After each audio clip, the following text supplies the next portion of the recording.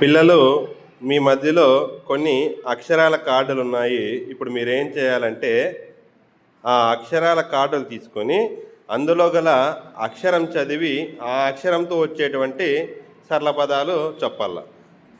ఓకేనా? తీసుకోండి కార్డ్స్, ఒక్కొక్కరు.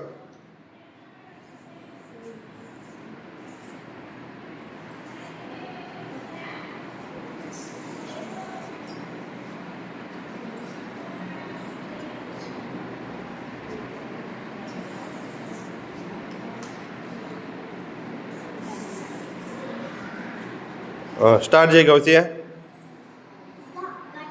Very good. Next. Very good. Next. Very good. Next.